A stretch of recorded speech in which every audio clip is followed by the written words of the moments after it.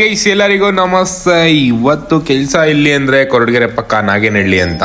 ಇಲ್ಲಿ ಬರೀ ಸಿಂಟೆಕ್ಸ್ ಕ್ಲೀನ್ ಮಾಡ್ಬೇಕಾಗಿತ್ತು ಗುರು. ಅದ್ ನೋಡ್ರಿ ಈ ಕಂಡೀಷನ್ ಅಲ್ಲಿ ಇತ್ತು. ನಾವ್ ಬಂದ್ಮೇಲೆ ಈ ಕಂಡೀಷನ್ ಆಯ್ತು. ಅಲ್ಲಿಂದ ಕೆಲಸ ಮುಗಿಸ್ಕೊಂಡು ನಾವ್ ಬಂದಿದ್ ಕೊರಟಗೆರೆಗೆ. ಇಲ್ಲಿ ಸಿಂಟೆಕ್ಸ್ ಮತ್ತೆ ಸಮ್ ಕ್ಲೀನ್ ಮಾಡ್ಬೇಕಾಗಿತ್ತು ಗುರು. ಫೈನಲಿ ಅಡಪ ಎಲ್ಲ ಜೋಡಿಸ್ಕೊಂಡು ಕೆಲಸ ಸ್ಟಾರ್ಟ್ ಮಾಡಿದ್ವಿ. ಇಲ್ಲಿ ಮೇಲ್ ನಿಂತ್ಕೊಂಡಿದ್ದೆ ಗುರು. ನನಗಂತೂ ಗಡ ಗಡ ಗಡ ಕಾಲ್ ನಡುಗ್ತಾ ಇತ್ತು ಸಿಕ್ಕಾಪಟ್ಟೆ. ಮೇಲ್ಗಡೆ ಟ್ಯಾಂಕ್ ಕ್ಲೀನ್ ಮಾಡ್ಕೊಂಡು ಸೀದಾ ಕೆಳಗಡೆ ಬಂದೆ ಗುರು.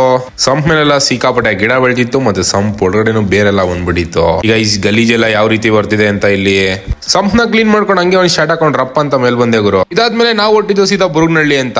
ಸಿಂಟೆಕ್ಸ್ ಕ್ಲೀನ್ ಮಾಡ್ಬೇಕಾಯ್ತು, ಸೊ ಕ್ಲೀನ್ ಮಾಡೋದಕ್ಕೆ ಸ್ಟಾರ್ಟ್ ಮಾಡಿದ್ವಿ.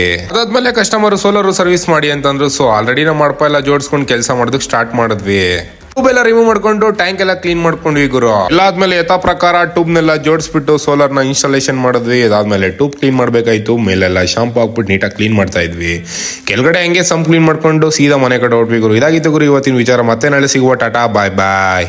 ದಯವಿಟ್ಟು ಪೇಜ್ ನ ಫಾಲೋ ಮಾಡಿ.